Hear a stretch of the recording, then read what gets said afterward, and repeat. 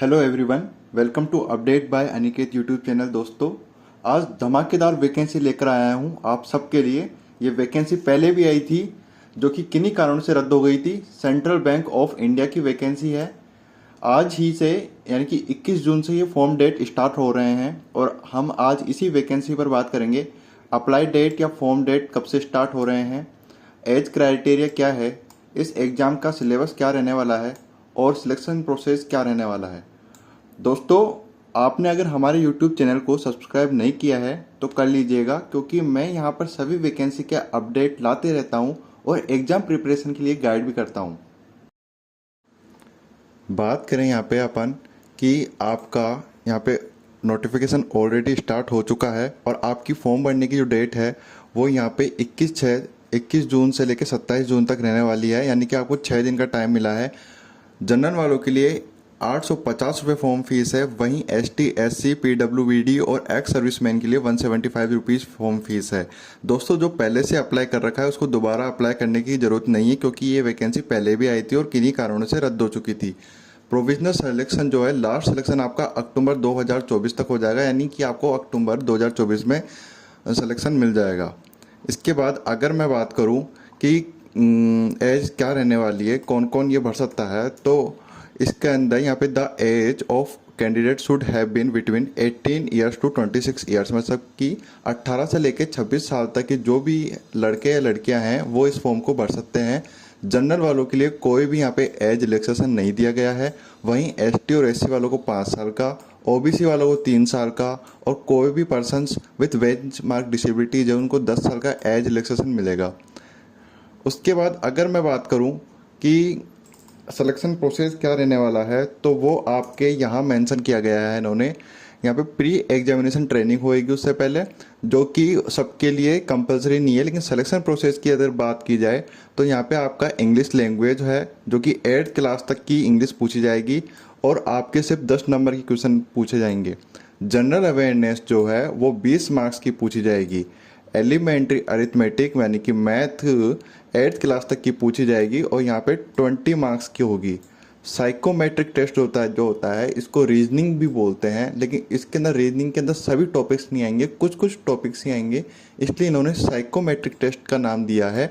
यहाँ पे ये भी 20 मार्क्स होंगे। बात करें टोटल मार्क्स जो है वो 70 नंबर का आपका पेपर होएगा और 90 मिनट्स की आपका ड्यूरेशन रहेगी, यानी कि 1.5 घंटा मिलेगा आपको। समझ में आ गई वाली बात।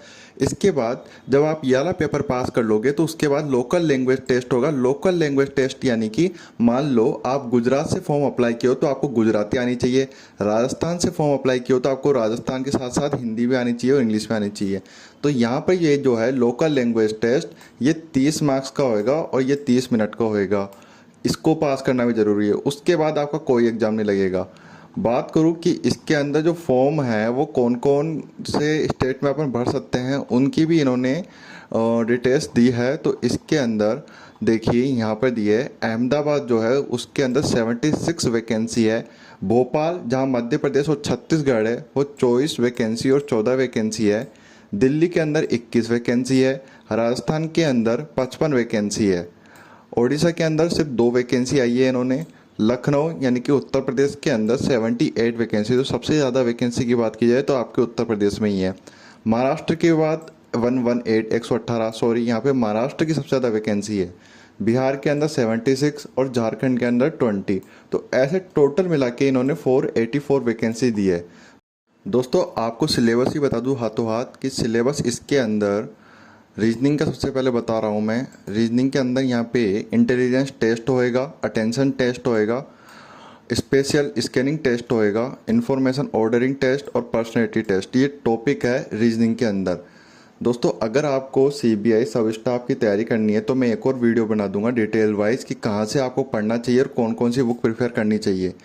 इसके बाद अगर मैं बात करूँ मैथ की, तो आपको ये मैथ अच्छे से पढ़नी होगी। अरिथमेटिक, इसके अंदर क्वाड्रेटिक इक्वेशन, हिंदी मीडियम वालों के लिए भी साथ साथ बताते रहूँगा।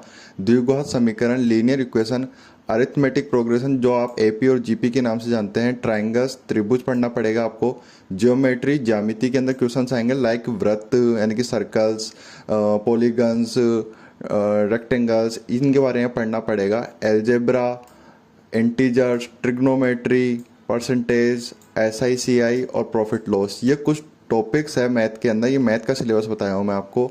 बात करूँ अगर मैं इंग्लिश की, तो इंग्लिश के अंदर आपको सबसे पहले एरर्स फाइंड करने आने चाहिए, फिलिंग द ब्लैंक्स आने चाहिए, सिनोनिम एंटोनिम आने चाहिए, मिस स्पेल्ड वर्ड्स आने चाहिए। मिस स्पेल्ड वर्ड्स के अंदर 4 ऑप्शन देंगे और 4 ऑप्शन में से सिर्फ एक स्पेलिंग सही होगी और आपको ये फाइंड करना है। इतने आसान से क्वेश्चन आएंगे।